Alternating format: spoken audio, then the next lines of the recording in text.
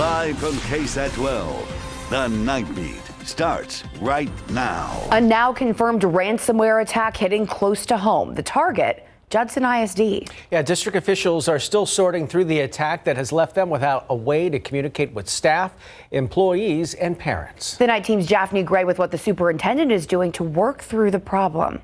Though there's really not a lot of news because this is something so new and different. A special meeting was held today at the Judson ISD after they confirmed a ransomware attack on their technology system. Superintendent Jeanette Ball says that they were made aware of this breach Thursday morning at 1:15. Since then, the district has been without emails, phones, and Wi-Fi. But we've gotten 600 hotspots for our students to be able to continue summer school. Ball says at this time they do not know what, if any, information has been compromised, which has posed a major concern to the district's parents. It could be anything from personnel data, student data, registration data, those kind of items. Ransomware attacks have been making headlines in the recent months. Back in early June, an attack interrupted several meat plants across the U.S. And in May, an attack on the Colonial Pipeline caused a massive gas shortage on the East Coast. Right now, Judson school officials are working with local law enforcement agencies and the FBI. Ball says they have taken the extra step with working with independent forensic investigators as well as third-party experts to determine the scope of the attack. We're working with a company that's called Blue to see what is it that they might have on us. For the time being, Ball says it's better to be safe than sorry, so they're keeping it old school. There is a Gmail account that we have created. I think right now everybody feels so insecure about that, so I think for a while I would suggest just until we know a little more, let's do face-to-face the way we used to. Japhanie Gray, KSAT 12 News. New on the Nightbeat, 3 people, including a teenage girl, are in custody tonight in connection with a robbery where a woman was held at gunpoint in her bedroom while she was in a Zoom meeting. 39-year-old Jamie Trevino and 19-year-old Adrienne Guillen are on your screen right now. The 15-year-old girl's identity has not been released because she's a minor. The incident happened Friday around 3 p.m. at the home located off of Pecan Springs Road, not far from UTSA Boulevard. Police say a 15-year-old girl and Guillen forced their way into the victim's home and demanded her belongings. Police say Trevino drove the getaway car. Eventually, they were found trying to break into a safe that they allegedly stole. And after a quick chase, they were all taken into custody. The San Antonio Fire Department working to determine the cause of a fire that destroyed a home in Hill Country Village this morning. The fire broke out just before 10:30 a.m. at the home on Hidden View Street, not far from Bitters Road and 281. It took fire crews more than 6 hours to put out the flames. At one point, 22 fire units were on scene to help firefighters avoid heat exhaustion. No one was injured, and crews have not been able to estimate damages yet, but they say it's extensive. San Antonio police are looking for a suspect who fired shots into a home after attempting to rob the 4 people who were inside. That incident happened around 9:30 Friday night at a home located off of Stadium Cove. The victim telling police the suspect walked right into their home with a handgun and demanded their wallets. Police say they were unable to give up their wallets, so the suspect left and the family ran upstairs. Then before leaving, police say the suspect fired 3 shots into the home. One person inside was hit in the abdomen. They were taken to the hospital with non-life-threatening injuries. New tonight, the Hondo Police Department needs your help finding K-9 officer Hugo, who escaped from his enclosure this evening. Hondo police say Hugo was last seen around 5:30 in the area of Avenue M and 30th Street. According to their Facebook post, he's wearing a nylon and chain-style collar, and he is a German Malinois. He's on your screen right now. If you spot Hugo, you're asked to contact Hondo PD at the number on your screen, 830-426-5353.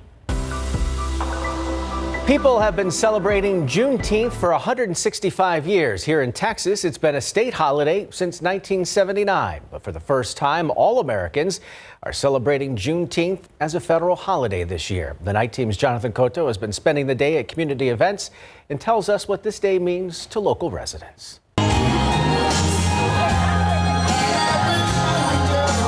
Today's a day of celebration, but also of recognizing the work that's left ahead of us. Mayor Ron Nirenberg reading the city's proclamation, making today, Juneteenth, an official city holiday.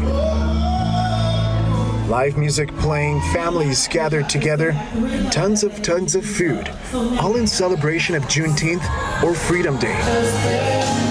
It's the oldest known celebration commemorating the end of slavery in the U.S. It feels good that we're getting noticed even more, especially with a federal holiday. Today's the first year that Juneteenth is honored as a federal holiday. President Joe Biden signing the bill into law on Thursday. For local resident Oscar Jones, it's always been a holiday he observed years before it got the recognition it deserved. Jones says today brings him back to memories of his father, who was born in 1903. He didn't care what day it was. June 19th was an off day of freedom that people didn't know back in those days. But by his celebration, brings back good memories. The heat certainly not keeping communities across San Antonio from celebrating the day slaves in Galveston, Texas were notified of their freedom 2.5 years after they were actually granted freedom. Most of the celebrations happening in District 2, and newly elected Councilman Jalen McKee Rodriguez also agrees this is just the beginning. So yes, Juneteenth is a time to celebrate, but it's also a time to remember how far we have to go. And Norton reminds us the real changes are in the voices of the people. I would like anybody, like I said, to start checking into government things, going out and voting. You know, your voice does count. My wish is that everybody else will come together one day and just be able to enjoy life together.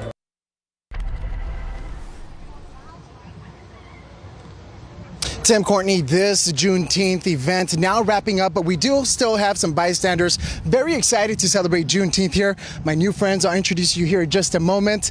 Y'all, Juneteenth was today. It's a national holiday. How do y'all feel about being out at this block party? I felt good about it. I got to see a lot of people interact with each other that I never saw. What about you? It was pretty fun. We got to see new people, and we actually got to help out at the our little concession stand, like making catfish and chicken. Thank you so much. Well, there you have it. We've been speaking with community members all day who tell us Juneteenth now a national holiday, and it's been long overdue. Reporting live, Jonathan Cotto, KSAT 12 News. Tomorrow on Leading SA at 8 a.m., we'll be speaking with the Assistant City Manager to discuss the holidays' connection to the Alamo City and reflect on how Juneteenth has been celebrated in the past. You still have time to submit your questions for that. Just head over to KSAT.com and click on the Leading SA tab. And this year's celebration is extra special for 94-year-old Opal Lee, nicknamed the grandmother of Juneteenth.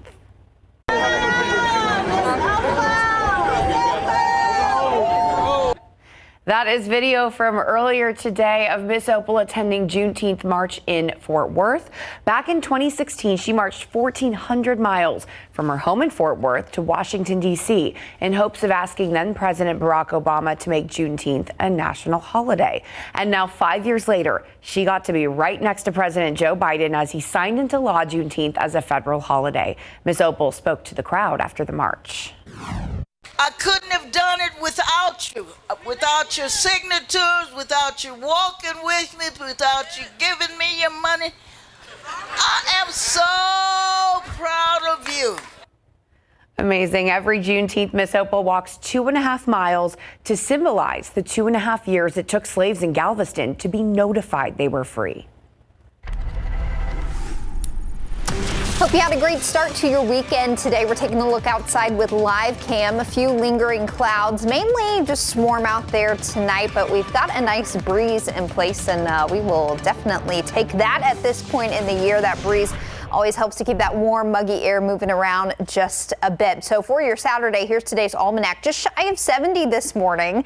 That felt pretty nice, and that was a few degrees below average for this time of year. High of 92, actually 1 degree below average, but it was plenty toasty out there, and we've got another hot day in store for Dad as we celebrate Father's Day tomorrow. So mid-80s out there now. Winds are about 5 to 15 miles per hour, mostly clear skies. But while most of us are sleeping tonight, we're going to see a bigger increase in cloud cover, and that will lead to a mostly cloudy day tomorrow for Father's Day. No rain coming out of those clouds, though. We'll talk about your Sunday forecast, check on the tropics, and a whole lot more coming up in just a bit. Still to come on the Nightbeat, temperatures are heating up across the country, which means wildfire season is already here. The current blaze threatening residents in Arizona. Plus, it might not be on everyone's minds right now, but the White House is still pushing to get 70% of the population vaccinated by the 4th of July. We have the latest on their month of action vaccine campaign. And tropical depression Claudette made landfall this morning, leaving homes damaged and some areas completely flooded. Still ahead, how these communities are working to clean up that damage. This day in Fiesta history is powered by your local San Antonio area Chevy dealers. And as the vendors get set up, many of us are hoping the weather will hold up too. Everyone looks at Justin. But that's where the rain rock comes in. It's an old West Texas folklore thing. It defies science and logic, and it might have the power to control April showers. It's the Niosa Rain Rock. According to the Fiesta website, the hanging of the rain rock dates back to the late 1970s. In one of those years, some ominous clouds rolled in, and the Niosa chairman became worried. Sue Armitage, a Night and Old San Antonio volunteer, offered some hope with a magical practice learned from a West Texas cowboy. She hung a rock and assured the chairman clear skies. The following week, the weather was perfect, and everyone's beers remained raindrop-free. Although it's never been studied scientifically, to this day, the rock is still hung at Niosa headquarters in La Villita, warding off bad weather during Fiesta's major events.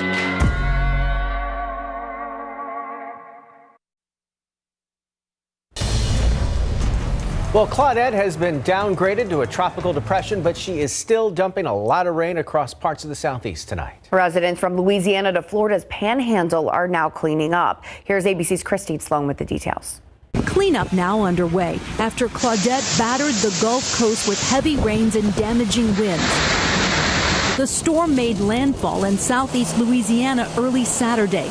Up to 10 inches of rain fell in Slidell, Louisiana. This home completely flooded. I don't even know where to begin. In D'Iberville, Mississippi, Lucas Corbett's entire neighborhood is underwater. This will give you a better viewpoint of all the flooding around us right now. More than 10 inches of rain falling in Hancock County. About 20 people rescued. Terrence Ladner and his family forced to abandon their flooded home before dawn. You lost everything inside. Oh, yeah. Pretty much bed, clothes, you name it. A tornado tore through Escambia County, Alabama. At least 50 homes damaged or destroyed. I'm 76 years old and lived a long time. I've never seen anything like this one. That was pretty bad. In the town of Bruton, this trailer park reduced to rubble. Further east, Claudette's powerful winds brought down trees and power lines and ripped the roof off this home in Pace, Florida. Heavy rains, possible flash flooding, and tornado threats forecast to continue as the system moves across the southeast into Sunday. Christine Sloan, ABC News, New York. Can I get on my soapbox for a second? Yeah. So this is why. Doesn't matter if it's a tropical depression, doesn't matter if it's a tropical storm, doesn't matter if it's Category 4 hurricane, it's the impacts that Right. I mean, relatively speaking, this is a very small storm compared to what we normally see, but can cause a lot of trouble. So much damage. And I think there were probably some people in that part of the country, they deal with tropical systems fairly often, that were like, oh, it's not even, it didn't even have a name this time last night. So maybe kind of brush it off, but it's all about the impacts there. And with these tropical systems, it can be multifaceted. It's not just the storm surge at the coast. It's not just the rain. It's the tornadoes, those tornadoes that can spin up in the outer bands of those systems. So multifaceted there. And we feel for those folks tonight. Here's a quick look at some radar estimated rainfall totals. Highest totals for the most part down on the Louisiana, Mississippi, Alabama Gulf Coast, a nice swath there where probably 7 to 10 inches of rain fell.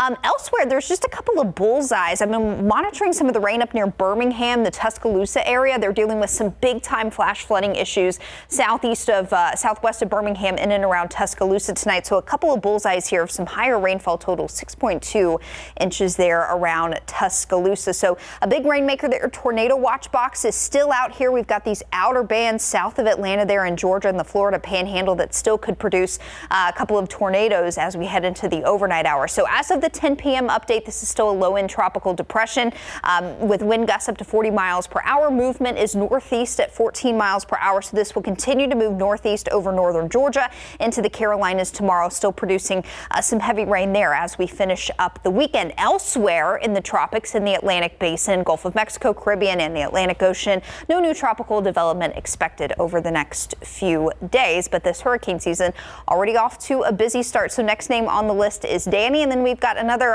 Disney appearance here. We already had Anna We'll have Elsa coming up here pretty shortly.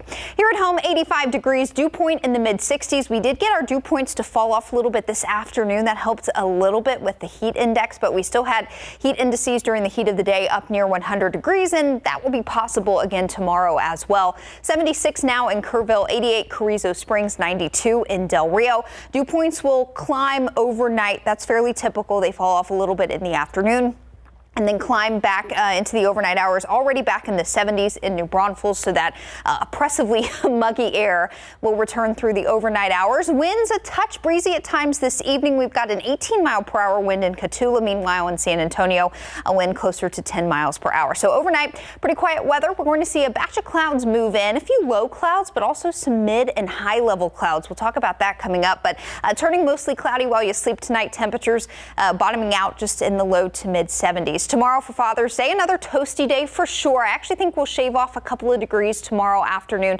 as compared to what we saw today because of an increase in cloud cover. So let's talk about where this cloud cover is coming from. There's Claudette, but we've got another tropical system coming out of the eastern Pacific Ocean.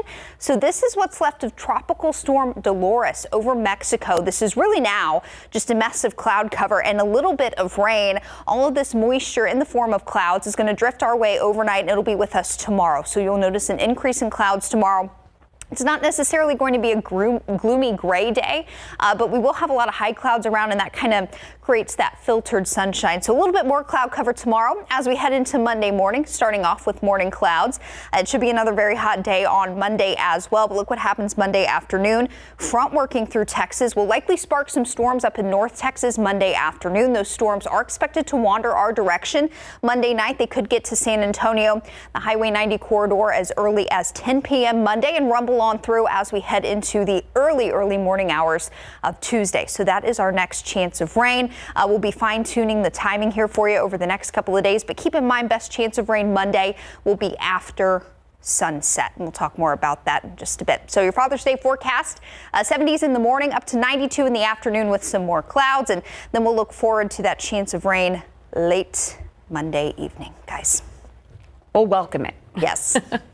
Thank you. All right, Meatloaf once wrote a song there where he said he would do anything for love, but he won't do that. I don't know what that is, but when it comes to Cole Beasley, there's a lot of things he would do for his love of football, but there's one thing he won't do. That's specifically getting vaccinated. We had a feeling there might be some kind of drama where the vaccines are concerned in the COVID-19 protocols with the NFL, and Cole Beasley decided to stick his nose in the middle of it. When we come back, we'll hear from him specifically on his thoughts on the vaccination process. Plus, Patty Mills up for a community service award, and he takes a bit of a shot at Manu Ginobili, or at least has some fun with it. Next. Pro football coverage, powered by Davis Law Firm. Former Cowboys and now Buffalo Bills wide receiver Cole Beasley has been making headlines for a recent post on social media saying he has not been vaccinated and will not do so before the season begins. In his post, Beasley said that he, quote, may die of COVID, but I'd rather die actually living. I'll play for free this year to live life how I've lived it from day one, close quote, and also welcome the possibility of retirement. Beasley claimed that a number of NFL players agree with this stance but aren't speaking out publicly. This comes in the wake of the NFL's new COVID-19 protocols, which maintain restrictions for unvaccinated players, including wearing masks in team facilities and during travel, as well as daily COVID testing. If he does suit up, this would be Beasley's third season with the Bills. He posted career highs in catches and yardage last season. Meantime, in Dallas, all eyes remain on Cowboys quarterback Dak Prescott. The 6-year signal caller has looked strong in all kinds of mobility drills throughout organized team activities and minicamp, and his progress has earned plenty of his recognition from his teammates. Prescott is quick to deflect and credit the team's brotherhood for keeping him upbeat throughout his physical rehabilitation. Each and every day that I walked out there and watching the way that they approach workouts and the way they approach rehab, whether it was Tyron, whether it was LC, whether it was Mitch Hyatt, whether it was Tristan, there was a big group of us, Blake Jarwin. So that just each and every day, I mean, we all built off of each other and we all used each other for energy. I mean, true commitment from grinding from the rehab and the injuries, but not only that, just to doing the rest of the stuff that the team's doing to make sure that we're all better than we were before we got injured. The Houston Texans are still in the beginning stages of their culture change, but there's been some positive signs, namely how engaged everyone is at practice. Throughout OTAs, the veterans were constantly communicating regardless of whether they were in uniform. Head coach David Culley was not surprised. I expected that. simply because of all these guys that Nick had brought in here understood what winning is all about. They understood when you're trying to build what we're trying to do here and to go in the direction that we're going, they all understood that. And then it's all new for them here. You know, they're new to being a Houston Texan, and they know that in order for us to be successful, you know, this time of year is about developing camaraderie. They all made the commitment to do this, and they've done that. All right, 1 month from now, Steel alumnus Malcolm Brown will be on his way to Miami Dolphins training camp. That gets underway with the vast majority of the league on July 27th. But today, Brown was back here in San Antonio with his good friend Kyle Davis to open a brand new workout facility called the Compound Training Company. Brown used to train with Davis, something that actually helped him eventually reach the NFL. Now, Brown is returning the favor, helping Davis achieve his dream of running his own all-purpose facility. Compound was based off of us going to high school, trying to find facilities to train in, but kind of filling a void in the industry, somewhere that you can go to that kind of crosses all the T's, dots all the I's, from nutrition to training to recovery, not just training. We've always, found fields and done our thing, and obviously, man, I'm still in the NFL and everything has worked out, but to be able to have just a home base, man, I think that's very important for guys that like to come back home and want somewhere to train and be trained the correct way. Davis said you can expect the same level of assessment and service that he gave Brown when they first started training together.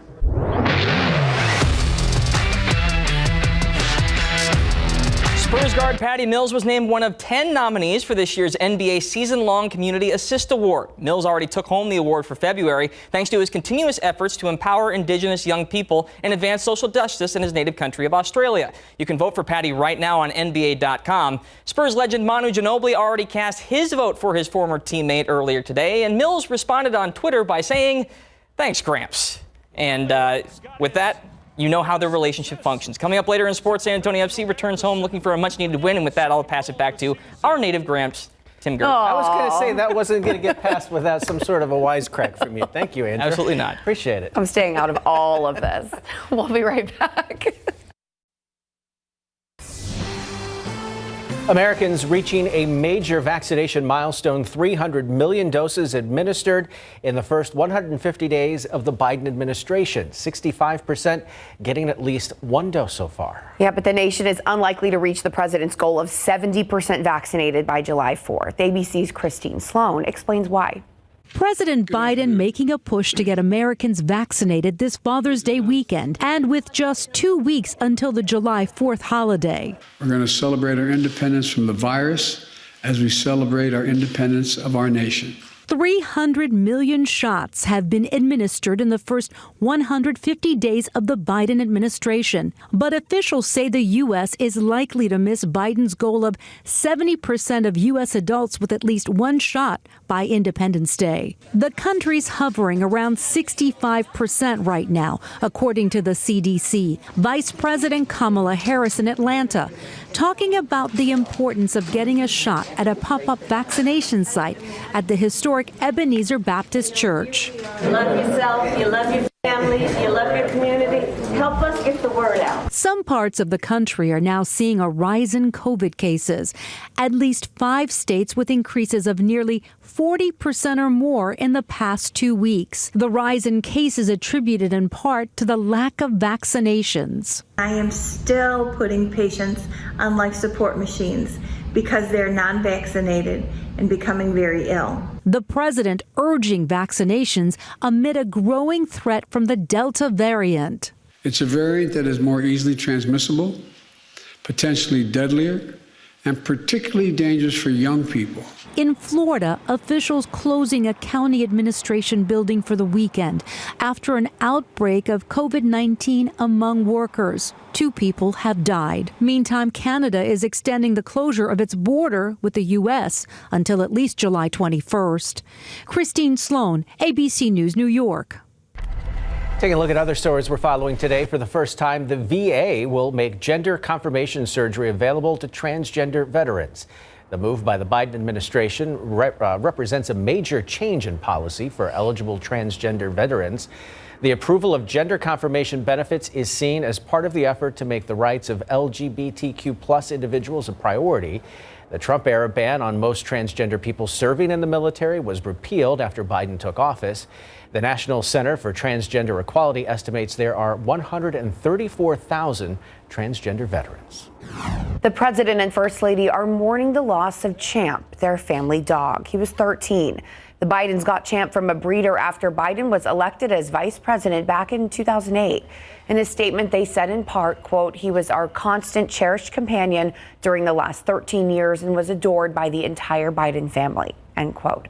Now, Major, rescued from Delaware, is the only dog of the White House. The Bidens plan to bring in a cat next. Residents of two small towns in Arizona are out of their homes tonight as the Backbone fire continues to spread there.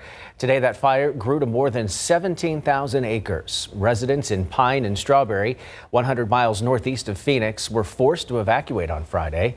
An emergency shelter was set up at a middle school for those who had been displaced. Officials there say the Backbone fire started late Wednesday night after a lightning strike. One resident was glad he made it out in time to save himself and his pets.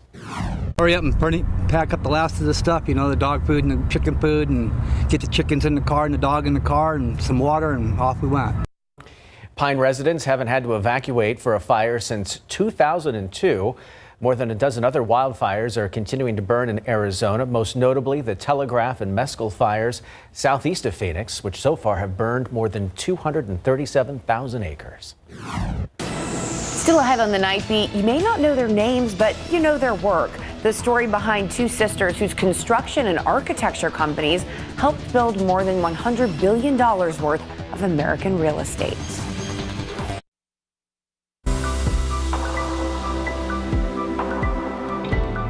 Juneteenth sparked a new beginning for Black people. Entrepreneurs turned dreams into reality, paving the way for future generations to succeed. That rings true for a set of twin sisters who are the legacy of an infrastructure dynasty. ABC's Steve Osunsami has their story. Touchdown, Philadelphia. On a good night in Philadelphia, more than 60,000 cheering fans of the NFL can fill this palace of steel that people here call the Link. And few of them have any idea that one of two very talented Black sisters helped build it. I'm Cheryl McKissick Daniel. And I'm Daryl McKissick. This train station at the World Trade Center, Terminal 1 at JFK International Airport, and the Barclays Center in Brooklyn, New York. It was a company run by one of the sisters that moved the old rail yard to make way for this new arena. In New York, we worked on the Harlem Hospital, which was completely renovated. For DC, Baltimore, Chicago, Austin. Cheryl and Daryl McKissick are twin sisters and twin examples of Black excellence. They are builders of America, the hidden figures of the construction business, with construction and architecture companies that have helped build more than $100 billion worth of American real estate. This place in the nation's capital means so much to the family. Sister Daryl designed and built the Martin Luther King Jr. Memorial on Independence Avenue. Standing on sacred ground, and it outlives us. Their story is the very definition of Juneteenth. It began 5 generations ago in the 1790s with this man, a slave from the Ashanti Kingdom of Ghana who was stolen away to America as a child. He was given the name Moses McKissick. He was taught the trade of making bricks. Mr. McKissick, as we will call him here, would soon buy his freedom by helping build this famous plantation home in Tennessee. This family business kept defying the racism of America. And at a time when across much of this country it was unsafe for Black Americans to walk the streets at night, the family ran a construction business across 22 states. Sometimes Black excellence can seem, what's the word I'm looking for, threatening to people? Very much so. Now we have this effort to deal with race in America. We contributed so significantly to this country. We need to just own it. Steve Osunsami, ABC News.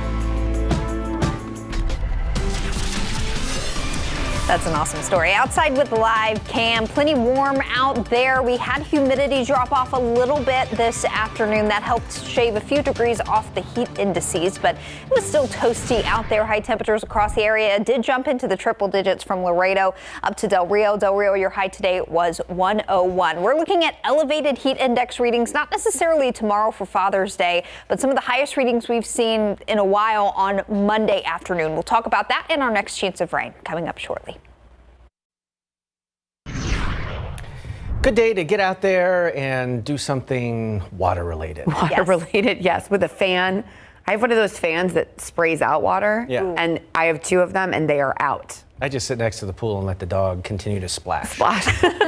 All day long. Well, I hope you get a little bit of pool time tomorrow, Tim, for Father's. I'm going to try before I get in here. Got an empty house. It'll be me and the dog. So There you go. There you go. Yeah, find a cool spot for Dad tomorrow. Prop him up. Bring him his favorite food and beverages. Here's another look at your Father's Day forecast.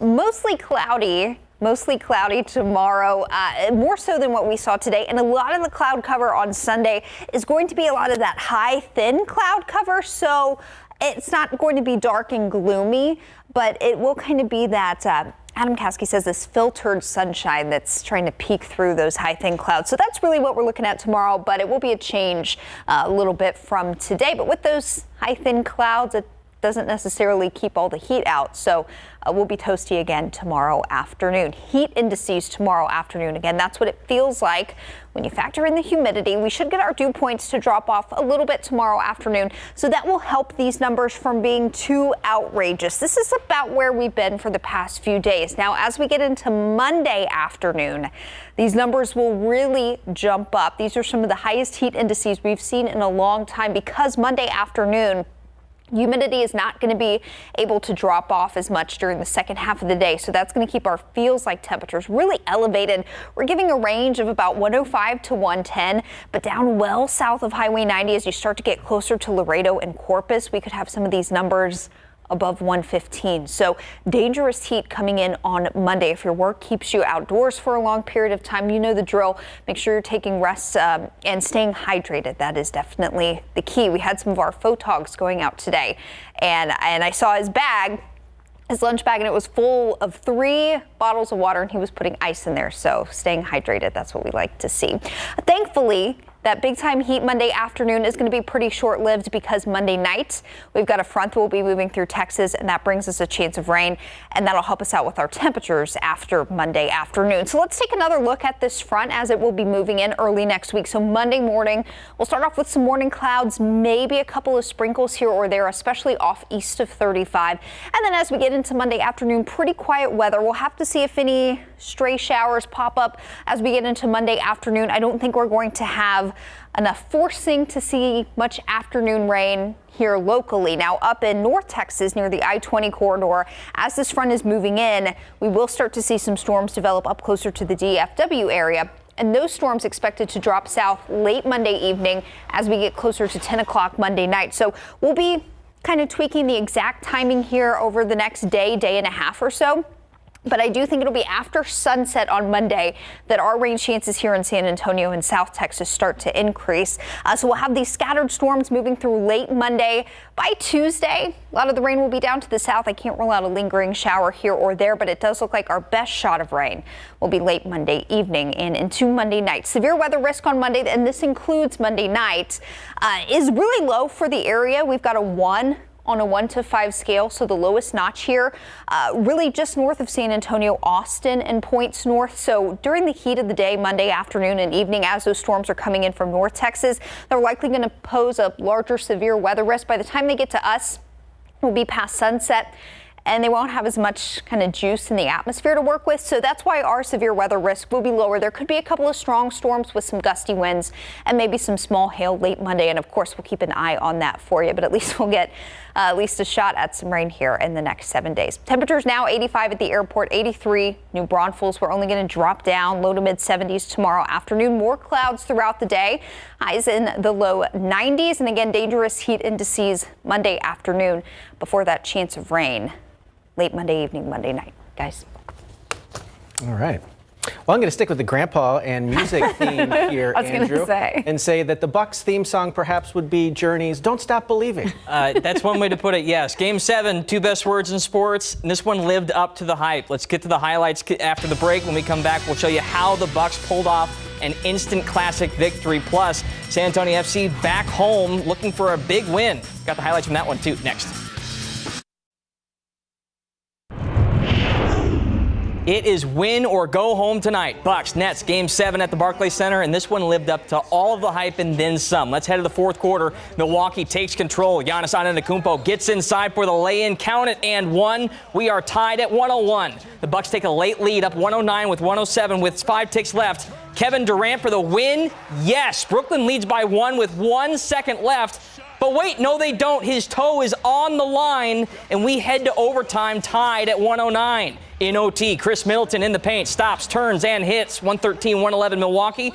Durant has another chance to win it at the buzzer. This time it's an air ball. Game and series over. Milwaukee wins an instant classic 115-111, and they are moving on to the Eastern Conference Final. There will be a Game 7 on the other side of the bracket. The top-seeded 76ers avoided yet another collapse in Game 6 of their series against the Atlanta Hawks, pulling out a 104-99 victory. Joel Embiid came up clutch in the fourth quarter, and now he and Philly get another opportunity for redemption on their home court. I know we blew, that lead last game. That's something we should have never done. But tonight we just kept telling each other, 48 minutes. We got to be focused for 48 minutes, and so that's what we had to do, and we'll be fine. That decisive Game 7 is tomorrow night at 7 p.m. It is a big night for San Antonio FC, returning home to take on Rio Grande Valley FC, and the home side strikes first in this one. Ollie Wright, the St. Mary's University star, comes on in the 10th minute, and 3 minutes later he finds Justin Dillon for the opening goal of the match. That makes it 1-0 SAFC, but RGV ties it in the 23rd minute, and that's it for scoring. This one ends in a 1-1 draw. It's the second draw between these two clubs. 1 week after suffering a cardiac arrest on the pitch, Christian Eriksen surprised his Denmark teammates on Friday by visiting them in the middle of practice. Eriksen was officially discharged from Copenhagen Hospital earlier that morning and went straight to practice to see everybody. Denmark will play Russia in their final group stage match of Euros on Monday. Third round of the U.S. Open this afternoon at Torrey Pines, and 3 guys found some separation at the top of the leaderboard today. We'll start with Mackenzie Hughes here on 18, putting for birdie, and he gets it to drop to move to 5 under, tied with the overall lead. Later in the round, Louis Oosthuizen putting here for eagle, also on 18. Check out the read here from 52 feet out, right on line, and it's going to drop right in. Louis also tied for the lead at 5 under. Last but not least, he entered the day with the lead, and Russell Henley holds serve, finishing with an even par on the round thanks to this par putt on 18. 3 tied at the top of the leaderboard at the end of round 3. I know I'm going to be nervous tomorrow, but I essentially played today around the lead the whole day. I think I was only ever a few back. I'm just excited. I'm excited, and you always wonder what it would feel like or be like to be in contention, and so I'm excited. Hughes, Henley, and Oosthuizen all tied for the lead of 5 under, as we said. Lurking right behind them, Bryson DeChambeau and Rory McIlroy. They're tied for 4th, 2 strokes back at 3 under. And we end with the majors. Astros taking on the White Sox, going for their 5th straight win today. Pick it up in the bottom of the 4th. Houston up 2-1. Bases loaded, and Robel Garcia sends one deep to right. That's going to hit under the wall. All 3 runners will score, part of a 4-run inning, and Houston wins it 7-3. That's their 5th straight win. So the Astros doing well. You know how I feel about the Astros, but they helped me out in that situation by taking on and beating Chicago. They're just banging the drum. That's all it is. Yeah, we appreciate it. Thanks, Andrew. We'll be right back. Big headlines over the next few days. More clouds tomorrow, dangerous heat indices Monday afternoon, and then our next chance of a few rumbles of thunder late Monday evening, Monday night.